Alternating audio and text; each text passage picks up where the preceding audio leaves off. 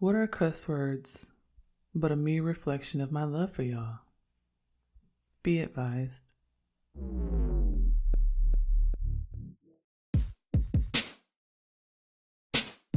Hey y'all, I'm Jenn. I'm from Oakland and I'm an androgynous, black, lesbian feminist and a lover of all black people. This is Daren. I'm an asexual novelist, researcher, and bona fide comic book fanatic from the widest part of Southern California. Orange County. We're queer millennials with 3 kids and nearly 20 years of marriage. This is a podcast about the realities of blackness, adulting, and relationships. This is That Black Couple.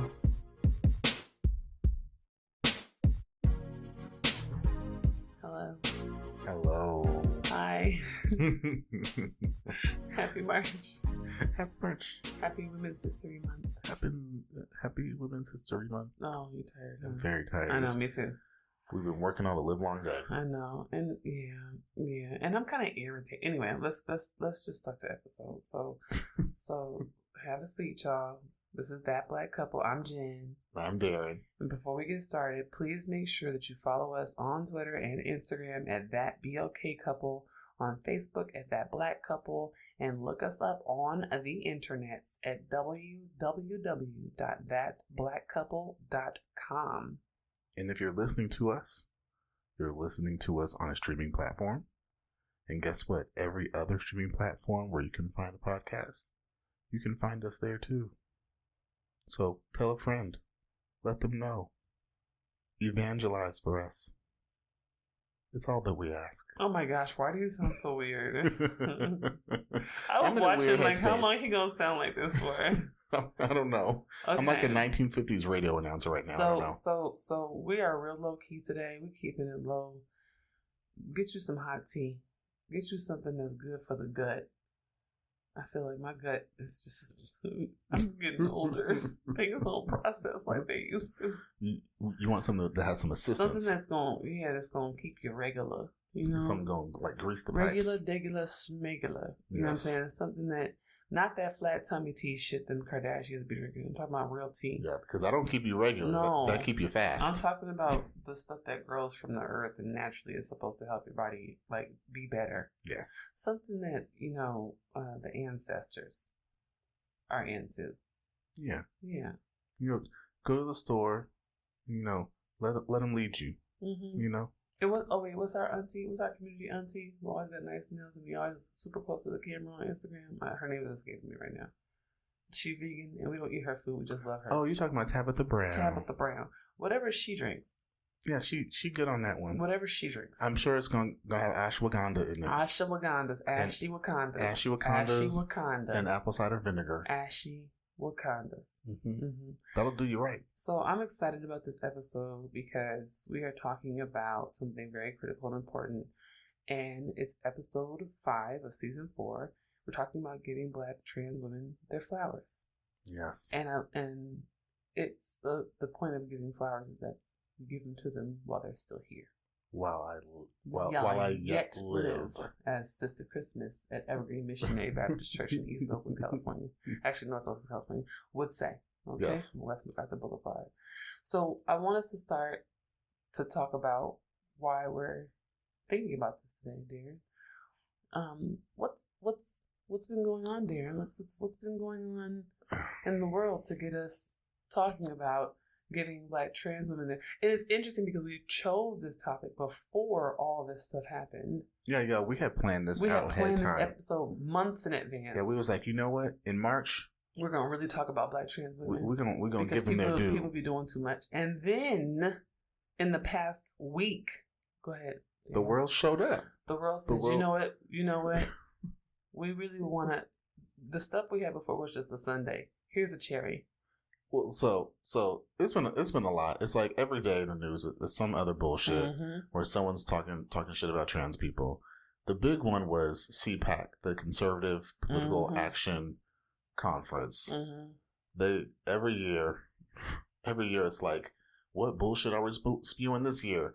And this year, I guess they just decided, like, we're going to focus on trans folk. Right? And it was, the headlines, every headline was what new horrible thing could a conservative say about trans people? So I'm going to just list them out for y'all so y'all can just hear how shitty this has been. So Sebastian Gorka, this is a terrible human being. I'm not even going to talk about all the litany of things that make him horrible. And let's also make sure we, say, like, this is a delicate topic today. Yes. So lots of trigger warnings. So, just prepare yourself. I'm glad you caught me because the stuff that they said is going to hit. So just, don't expose yourself to it if you're not really in a place to hear it. Yeah. So, yes, Sebastian Gorka, like I said, I won't tell you how bad he is. He's horrible. If you type his name in Google, you'll see how bad he is. Mm-hmm. There's it's like pick your choice. Which bad thing is he? He's all of them.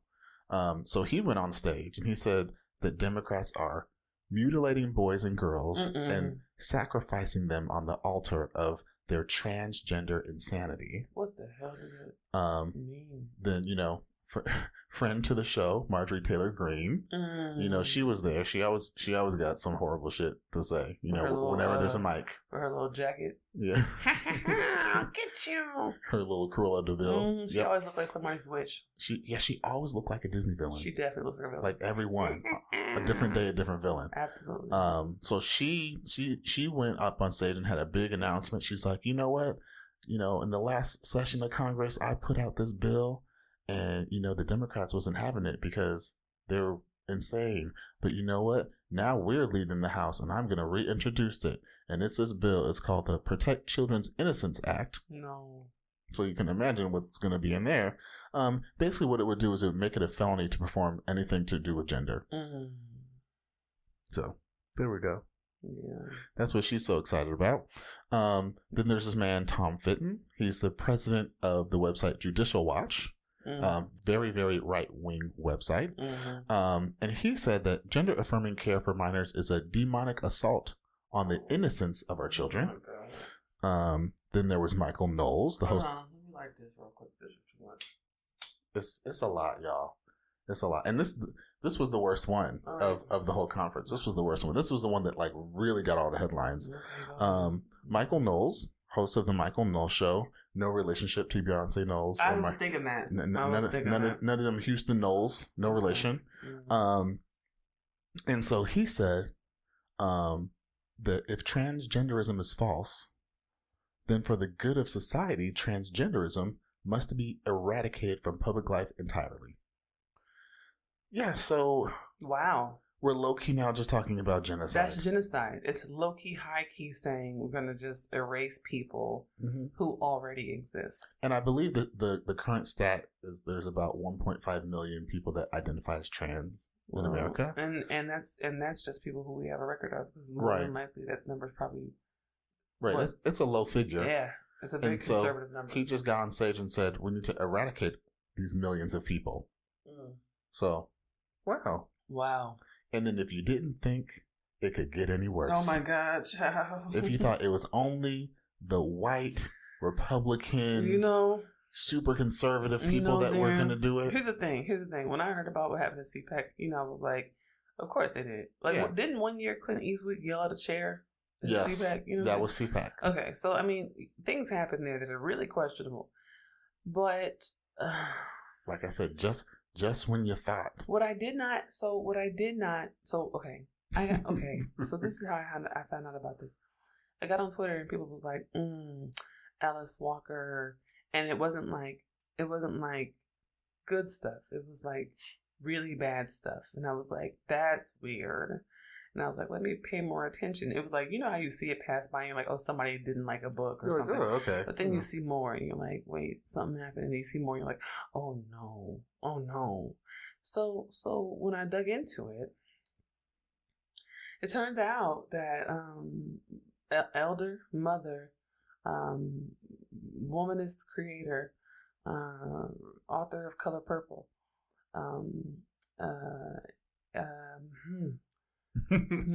she came out this week to defend J.K. Rowling's transphobia, and she did it in such a theatrical and fantastical way. It was done in prose. She wrote a 6-paragraph essay on her own website. Just to gaslight us, to say that not only is J.K. Rowling 100% within her right to be a transphobe because she can just do that, that's what Alice Walker said. That part of this conversation is happening because of the way we use words like guy with children, and that it confuses children and makes them uncomfortable in their gender identity as kids, and that's what somehow a gateway to trans. Yeah, she said using terms like the word guy for both male and female, right, it eroded the ability of children to easily feel confident, right, in which gender they were, right. And it's a beautiful way of saying I'm a motherfucking transphobe. It's a really, really lovely, beautiful, authorial way of saying I'm fucking transphobic. And then she went on, and as it seems like every transphobe always has to do, they always fall right into going. Children and surgery. Oh, they've got to go straight to and they got to go straight to the genitals. It's always the genitals. Oh, it's straight to the body parts. Right, and so she talked about chopping off, and I'm like, Alice Walker. Alice Walker. I just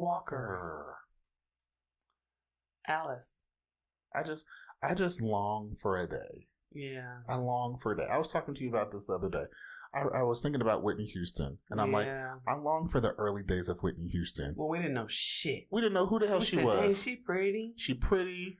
She can sing her ass off. She from Jersey. You know. Ooh. We didn't know nothing. We didn't know about nothing. Her life. We didn't know nothing. We didn't know nothing about her views on shit. Nothing. We just knew she Whitney, and we love it. Look at her. Support her, y'all. With her big old smile and teeth that go all the way to the back of her neck. And then as time went on, she got interviewed more, and then she did the reality TV show. And then I was just like, seeing stuff, and we was like, oh, now I know who you are, and it's not the same. This is not good. Like, we still love you, Whitney.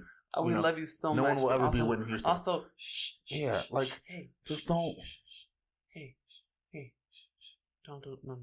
Keep it to yourself. Keep it to yourself. Like Alice Walker, we didn't need to know. And here's the thing. Like, I'm not super surprised, right? Because, I am a Black queer trans person. And so I'm gonna be real honest right now, okay? I've encountered a lot of cisgender women, cisgender Black women, who consider themselves feminists, who struggle with my orientation of transness, and who try to marshal my gender to force me into a she/her gender normative feminine box, who literally will look me right in my face and say, oh, you're femme. And I'm like, no, I'm not. Yes, you are. No, I'm actually not. I'm not. You don't get to tell me. You don't get to tell me who I am and what my body is and how I feel. And you don't get to just call me she and her when that's not my pronouns. That's not how I move through gender, And the number of people, the people who've told me, you're a girl, you're just a girl, you're a girl, that's always been Black women. And so the fact that Alice Walker did this doesn't surprise me. It just disappoints me. Yes. It just disappoints me because she has been so critical to so many of our journeys to understanding ourselves, including those of us who are trans. And it feels like a betrayal. Yeah. It feels like we believed a lie because we looked at this person and said, "Oh, you get it. You get it." And not only do you get it, you've put words to something that I haven't yet figured out. So thank you for that. And then to have her be like, "Psych." Wasn't talking about y'all. It's like, oh, you too. It just feels like a betrayal. That's exactly what it is. That's exactly what it is. But that's also why, on today, yes, we are giving Black trans women their flowers because the world is a because hostile if Alice place. Walker can lose it in 2023, anything is possible. We're gonna do our part. I mean, and this, as we were running up to this episode, the thing that you kept saying to me is there is a genocide happening. There's an actual genocide. There actually is one occurring right now. Right now. For Black trans women. It actually is happening and has been happening for years. So when these things come out, it's just that much more disappointing. Absolutely. But it also, again, it makes what we're about to do so much more important. Right. This podcast is supported by generous donations from our patrons and listeners. Become a supporter today by heading to www.patreon.com/colorcombosmedia. You can stream the show on iTunes, Spotify, Stitcher, Google Podcasts, and SoundCloud. When you listen, please consider hitting that heart button, sharing, giving us a 5-star rating, and leaving some dope comments. This helps us with our page rankings and gets more listeners for the show. Thank you so much. We're back. We are back. And it's time for the conversation. It is. So, as we said, we are giving Black trans women their flowers on today. And we wanted to spotlight one in particular for the conversation. And that is the one and only Marsha P. Johnson. The one and only Marsha P. Johnson. Now, if you don't know who Marsha P. Johnson is, we happen to have an expert in the room. Oh, don't do that. I don't know if I'm an expert. I just know a lot. Listen, you was on a documentary. That's true. Spotlighted. That's true. Talking to the whole world. That's true. Internationally about who Marsha P. Johnson is. That did happen. I think that qualifies you as an expert. That happened the way you said it. That documentary, by the way, is The Book of Queer, found on Discovery Plus. Thank you. Dropping it in there. So, thank you. Who is who was Marsha P. Johnson? Well, Daren.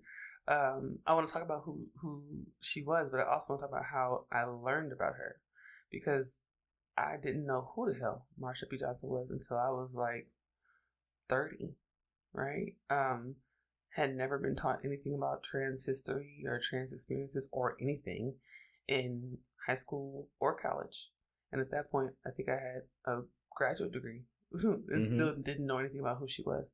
So, Marsha P. Johnson was a very flamboyant, very over-the-top Black trans woman who lived in New York City in the 60s. And she, was known for she was on the streets a lot. It was hard to get work at that time, like honest work. People saw that you were trans, read you as trans, and, did not want you employed in their place of business, or even patronizing their bars or their shopping centers. And so being trans in that moment in New York City was really kind of seen as kind of deviant and criminal. And so even as the kind of white cisgender male gay community was growing and was kind of getting more acceptable, trans folks were still very, very marginalized, and even more so if you were trans and person of color. Yeah. So Marsha was interesting because she saw how difficult it was to be Black and trans and queer on the streets in New York City in this moment. And she linked up with Sylvia Rivera, and who was also a very, spicy, very overt, loud Latina, who, she had been doing, she was kind of more over the top and more like kind of confrontational with her trans activism. So they came together to found STAR, the Street Transvestite Action Revolutionaries. That was dissolved in 1973, but they founded it in 1970. But what happened right before the founding of STAR is what most people know Marsha P. Johnson for, which is the Stonewall riot and rebellion that kind of was the start of our gay pride. There's a bar, a very seedy bar that was kind of run by the mob. The mob had connections with the police. NYPD was kind of, they agreed not to harass people in the bar just so the mob could make money off this like really awful alcohol that they would serve that was watered down and nasty. And as more of these kind of seedy locations started to open up in communities that served gay and trans folks, police were kind of encroaching on those communities because it was like, we are being paid off by the mob, but also we are going to police these criminal bodies, right? Of course. The Stonewall Inn was one of those very seedy locations. And one night there was like this kind of two undercover police officers who were trying to pretend to look like, queers, but queers no queers. And, folks was like, oh, they trying to come get us, right? They had lights and stuff that would go off in the end and let people know, like, oh, the police is coming. Like, the whole thing was popping.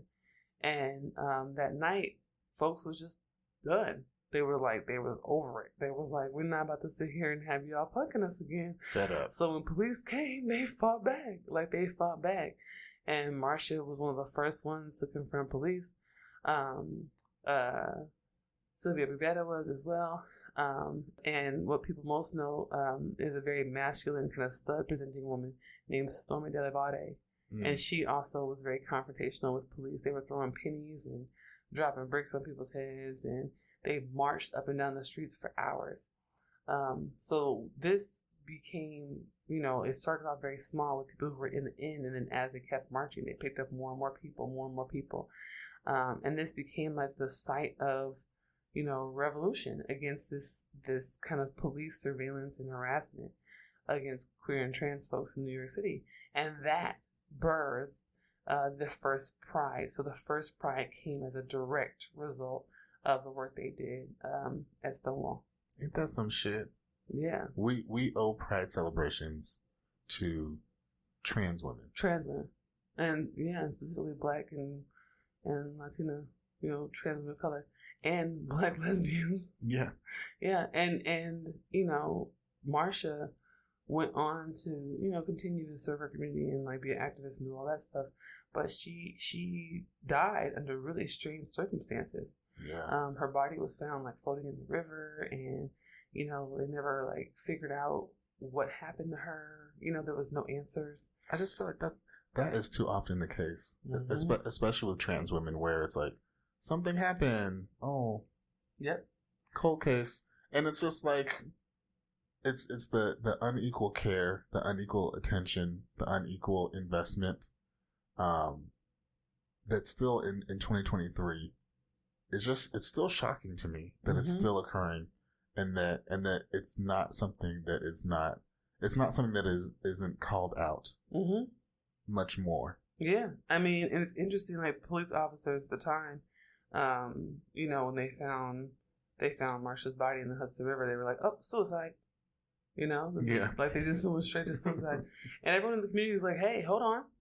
Like, wait. And it was like literally they were like, case closed. We're not investigating this. We do not care. Yeah. And, a lot of folks in her community and who were directly affected by her life have worked tirelessly over the years to kind of make sure that her story and her life is remembered. There's been all these documentaries and some with a lot of controversy, but, people are trying to make sure that they remember and archive her history. But yeah, I feel like, thinking about Marsha's experiences and her life and the work that she did and how critical she was for so many of us, that erasure is a particular type of violence, and a kind of world making that is so dangerous. This is why when folks like Alice Walker does what she does, it's just like, hey, the stakes are too high for that. Yeah. Like the stakes are they're just too high, so I don't like to conflate, right? But like, when you have a feminist foremother like Alice Walker come out and be an utter transphobe, right? Knowing full well that Black trans women are being killed every day just for existing. Yeah. You know what I'm saying? Just for existing. Just for being human. You know what I'm saying? I'm like, the stakes are just too high. The stakes are too high to play around about this. And the thing about it too is the effect of comments like that are so large, right? Because you think, trans women are walking around with that information on their shoulders all day. Knowing that they're targets, right? Knowing that there are people that are literally wishing them dead, right? On their hands and knees praying to God, please, smite these people, right? They know that, right? And then, like you said, to have someone like Alice Walker that, for a lot of people, are looking up to her. They're reading her work, and it has meaning to them. Like that's a blow. Right. That's a blow to someone's existence and to their well-being. Absolutely. And it also then shores up all the haters, all the naysayers. It says, "Oh, look, see, Alice Walker's with us. Look." And that's another one in our column, right? And what it also does is it adds heft and support to those structures that erase people like Marsha P. Johnson. Yeah. It provides support for the systems that say that trans folk are inherently criminal. And like you just said, you just outlined Marsha P. Johnson and all of the amazing work that she did and the huge impact that she has had on the world. And the fact that we still have to fight. Right. Just so that she's remembered. You see what I'm saying? It's astonishing. It's astonishing. And a lot of times, disgusting. People talk about, hate, within the LGBTQIA community and how, maybe white gay men don't like black trans women, right? Mm-hmm. And they'll say transphobic shit too. Mm-hmm. And it's like, everyone wants to go to the party. Right. Everyone wants to be at Pride on the float. Right. Dancing around, doing all type of shit. But it's like, it's because of her. Right. And you want to erase her. Right. And you want to discount her existence. Right. And you want to, act like she did. Like, right. What are we doing? What are we doing here? It's ghetto. Give her flowers. Yeah. Yeah. It's real raggedy. That's why on this episode, we're going to be doing something different. I got a couple heavy hitters. Okay. A couple dope ass black trans women who have been critical to my political journey over the last decade or so. Right, because the legacy continues. And it matters. You can find my mom and dad, aka That Black Couple, on the web at thatblackcouple.com. That Black Couple is owned and operated by Color Combos Media. If you would like to help fund our content, sign up at www.patreon.com/colorcombosmedia. Please consider giving us $5 or $10 per month to help us build our platform and grow our organization. You can also give one-time donations at www.paypal.me/colorcombosmedia. All donations are welcome. All right, so let's wrap it up. You ready to wrap it up? Let's do it. Let's go. Okay, so what I would like to do is just share 4 women who have been critical in my life in my work on understanding my own transness and my own trans activism. I'd like to do that. Who's number 1? So okay, I like that it's number 1, but I don't want it to sound like any of them are more. This is not a rank. They're all wonderful people. This is not a rank. Not a rank. Not a rank. But number 1, I would say is Janet Mock. So Janet Mock, she was the first celebrity interview I had, and it was like 2000. I don't know. That would have been like 12 or 13, maybe. And I was interviewing her for The Root, and it was my first big piece of The Root. And she was so incredible. She was so incredible. Talking to her was so incredible. I had read her first book, Redefining Realness, and I could not put. I remember I was falling asleep in the bed with that book. Were. I read that book in like a day or less. I could not stop reading it. I stayed up all night reading that book because it just felt so. I saw myself in the book, and I was like, oh wait, like I had not at all considered that I had any relationship to transness in that way, and so it was really great getting to meet her, talk to her. And she's the one who actually introduced me to Marsha P. Johnson. She's the one who's like, hey, you gotta look up Miss Major. You gotta know who these ancestors are, these elders are. And she was so patient with me. She was very patient with me. And I felt like she kind of was like, hey, listen, I got some books for you. I'm not going to do the labor for you, but here's all the ways that you can kind of, navigate your journey, and good luck with all of it. Yeah. But yeah, and a few years later I met her in person, and she remembered me, and I was like, okay, okay, you want to get married now, or what you want to do, girl? But no, she's just incredible, and just really, to me, a very consistent person. So yeah, number 1 is Jenn and Daren. Number 2 is Lorraine Jazell Ailith. Yes. Most people know her as an actress on The Chi. I'm not currently watching The Chi, so that's not how I know her. I've known Lorraine for a number of years. We met as activists in Chicago back in 2015, 2016 in BYP 100. And what's really dope to me about Lorraine is like, not only is she, incredibly beautiful and a talented actress, she has like actual ideas about abolition and intersectionality and capitalism and her role in society and how, many of us are complicit in the things that harm us. Like, I have had whole conversations with her about gender that have changed my orientation to gender. She really helped me understand like the connections between capitalism and gender and, this kind of like the ways we don't even have to fuck with no binaries, and, it's like now she's just off being fantastic and spectacular on TV, which is funny because Jenn and Ma kind of did the same thing. Yep, same thing. She went off and was like, okay, I'm just going to make pose now, you know?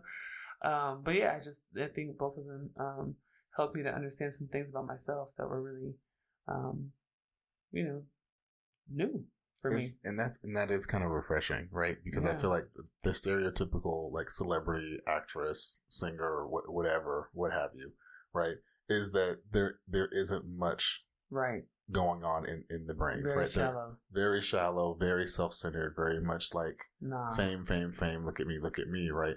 And so it is refreshing, to have someone in that type of a space that does have thoughts. Right. Now, what I will say is also somewhat troubling about that, right, is that I feel like it is always the marginalized people in the celebrity spaces who are then looked upon and basically forced, right, to have that. I think the difference here, right, is that Lorraine came in, right, like it wasn't like I became a celebrity. Oh, now I need to have a stance on these things, right? No, she was. That's who she is. That's who she is already. That's who she is as a person. Yeah, absolutely.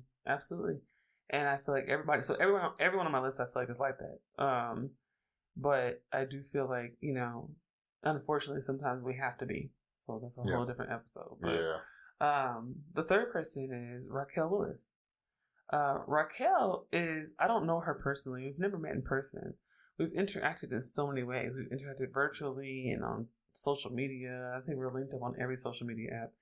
And we've kind of been in conversation with one another. But what's really dope to me about Raquel, I've watched her over the last decade and just kind of watched her be very intentional about how she engages in kind of narrative making around transness and trans identity in public. And I really feel like her work, because she's also a writer, like she's right now, I think the executive editor at Out Magazine, she's got podcasts and she's like really intentional about narratives, and the stories we tell. And I think that's one of those things where like, going back to this conversation about, Marsha P Johnson and trying to archive her, she was a very transient person. There's very few pictures of her, like it's hard to archive someone who is kind of, in a very kind of hyper marginalized place, in that way.